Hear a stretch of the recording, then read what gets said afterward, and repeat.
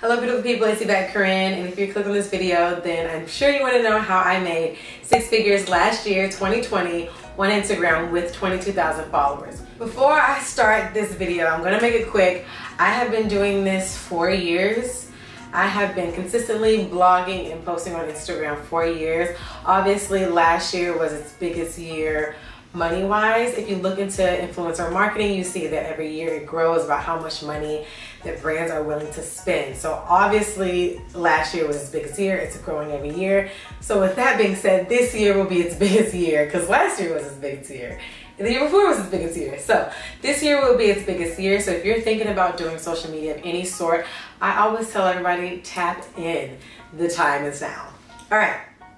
Let me just get straight to it. So the number one thing that I feel like works for me, creating content that brands can use. Now this is important because a lot of influencers kind of just do their own thing and post whatever they want, and that's fine. It works for them. They got engagement, they have followers, but you can have 100,000 followers and you're basically butt naked in a bikini all day, but a brand can't use that. If you're not posting quality photos that the brand can repost on their Instagram, then it's not worth it for them. So some of my biggest deals, and when I mean my biggest deal, and I don't even have to post to my feed at all. So I am creating content. I am a content creator, and I am creating content for the brand to use for their Instagram, for their website, for their newsletter. Wherever they're gonna use it, I can charge my rate and what I think that should cost. So if a brand wants to buy your photo to use, you can charge anywhere from $250, probably more than that, but I'm just saying $250 and $500 is the rate that I use. If you want a brand to use a video that you're creating for them, you can charge anywhere from $500 to maybe $5,000. It obviously depends on the person and how much they're charging for the brand to use. Now, it also goes by how long they want to use it. So if they want to use it for 1 month, 6 months, 1 year, you charge by all these things. So when you think about it, you can make, or you can charge a brand maybe $5,000 to create content for them that they get to use. So you want to make sure that you're creating clean, quality content. Clean as in not too much background a lot, because a lot of brands don't want a lot of background if they're going to put it on their feed.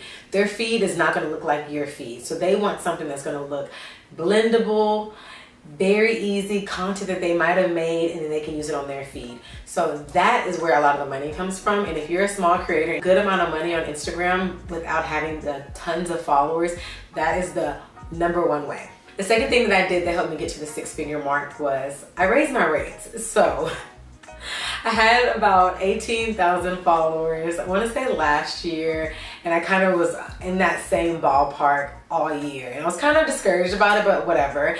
This year I grew a little bit during the Black Lives Matter movement. I kind of got to like 20,000, and I've been growing a little bit ever since. So right now, currently, as I'm making this video, I'm at 22,700 followers. Okay.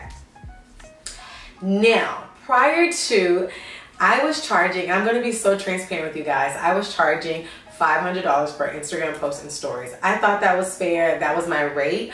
I was getting that from a lot of brands. A lot of brands wouldn't take more, so I just assumed that that was the rate for somebody with my size, and it was fine. Last year, 2019, I think I ended my year around like $50,000.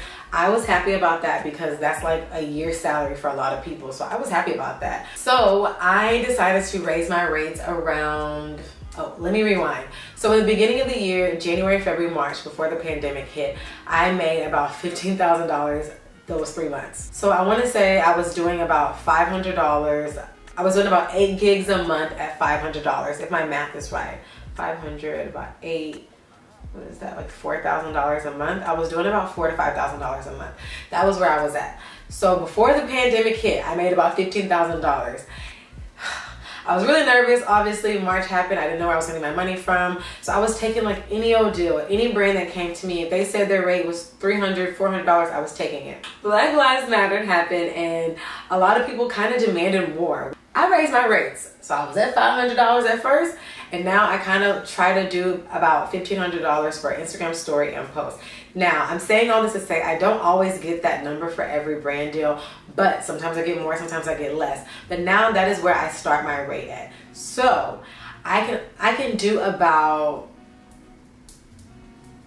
oh my God, what is the math? 6? I could do about 6 campaigns a month at $1,500. Like say they were all at $1,500, 6 campaigns, and I made $9,000. But once I raised my rates, the sky was the limit. I was like, oh shoot, I started making $10,000 a month. One month I made $20,000, and I was just like, oh my God, like so shocked.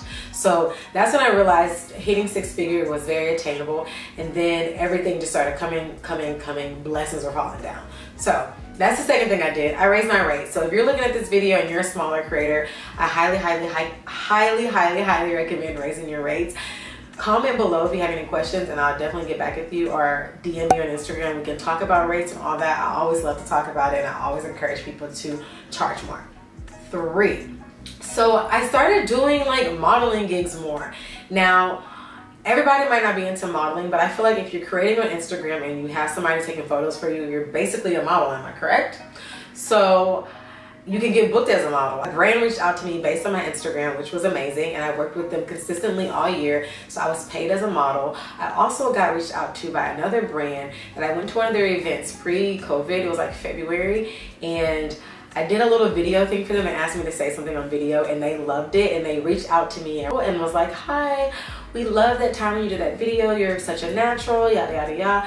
Do you want to be in our video shoot that we have, blah blah, the video is going to be on Sephora? And I was like, oh my God, like I was freaking out. And then they wanted me to post on my Instagram, so I was able to charge an Instagram posting fee and what I feel like my day rate as a model would be, and for the usage they were using that video. Now, I didn't get what I think that I deserved necessarily, but I wanted to build a relationship with that brand because I really liked the brand, and it was a good opportunity, and it was still good money. So I did that, and I feel like I've gotten more and more of those gigs as just being a model per se, based off of my Instagram profile. Like I have in my bio, model/content creator, because before I started doing blogging full time, I was modeling, and that's something that you can use.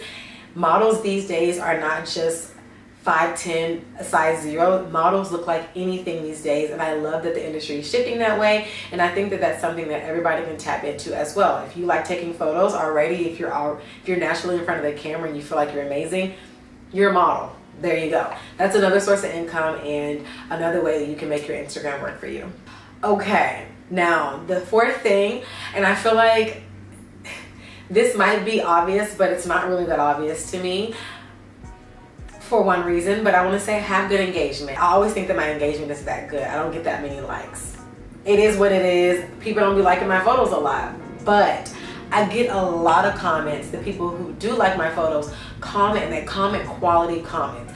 And I think that a lot of brands see that I get quality comments. I can have about 20 people say something amazing about the product, or, oh, I'm interested, oh, I want to buy that, oh, this, oh, that. And those 20 people turn into sales. If you're somebody with a really big following and you just get like 1,000 likes on a photo, but people don't really comment anything, people don't really buy, the likes don't mean anything if it doesn't turn into a sale. So I can sell more products based on what my Instagram is showing me. More people are engaging in the content, they're asking me questions about the content, and they're going to my Instagram story and they're swiping up. Another good thing is I get tons of DMs, and I have a lot of DMs and proof, and I always get people to let me know if they use the product, show me they use the product, and I repost it. It shows brands, because brands follow you on Instagram, they watch your stories, all of that. It shows brands that what she says is actually influential. Like somebody's watching her stories, watching her feed, and actually going out and buying something that she recommended. That screams volumes over the amount of followers you have, the amount of likes you get on a photo, all of that. If somebody's actually buying something that you recommended, you're winning. You did that. When I post a YouTube video, I don't have that many subscribers on YouTube. As you see, I have around like 500 or so.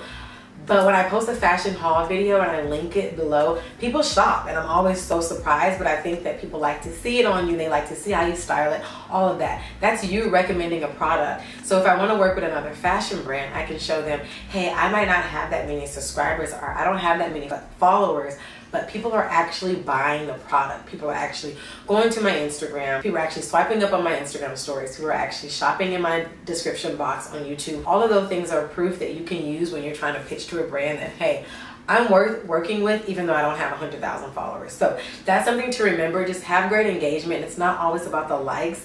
I think we get caught up in our head about the likes. Comments matter. Comments matter. And people shopping, that matters. Especially if you're trying to promote an item or work with a brand, all that. Those things matter. All right, last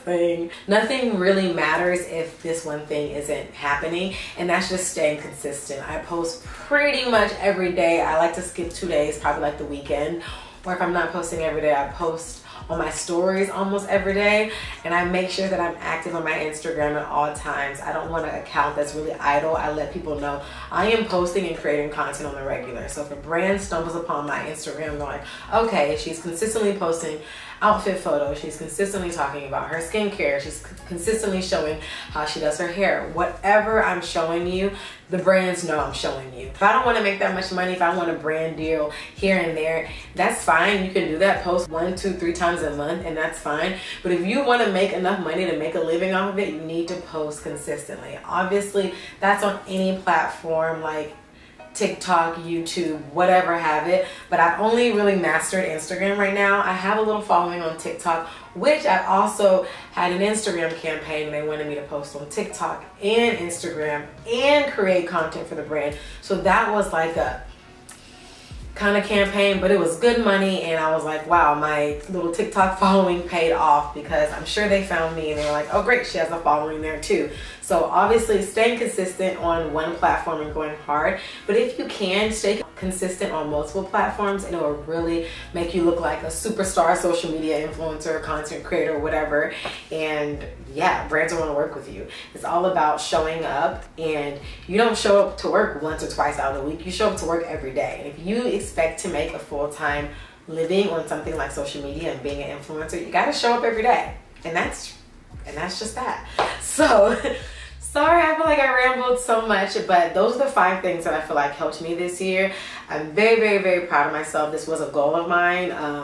Last year, actually, I was like, one day I just want to make 6 figures on Instagram, and I was just surprised I was able to do it in a pandemic. Those are the things that I feel like really helped me. If you're doing social media right now and you're not sure why it's not picking up, I would just say look at the people that you love, look at the people that are growing consistently, look at the people that you feel like are booking a lot of brand deals, and do what they're doing. Like, there's so much inspiration around these days to just say, okay, I feel like that works, let me try that. It's not necessarily copying, but if you see a style, a photo that you like, try that style. If you see this person might be booking and this person isn't, look and try to figure out why is she booking and she isn't. Sometimes it's really obvious. To me, it's all about branding yourself. For me, my brand is my personality. I kind of just give myself, and then my outfits and everything else follow with it. But I'm selling myself as a brand before I sell anything. So if you just find out what works for you, it'll work for you. You'll make money. The goal wasn't to make money for me, but now that I'm making money, it's great. So just kind of figure out what your goal is, stick to it, and then all the other blessings will come along the way. I hope this video is really helpful. Thank you for watching if you made it this far. Don't forget to like this video if you learned something. Let me know below. If you have any questions, I love to help and I love to talk about this topic. Subscribe to my YouTube channel, and I will see you guys in my next video. Bye!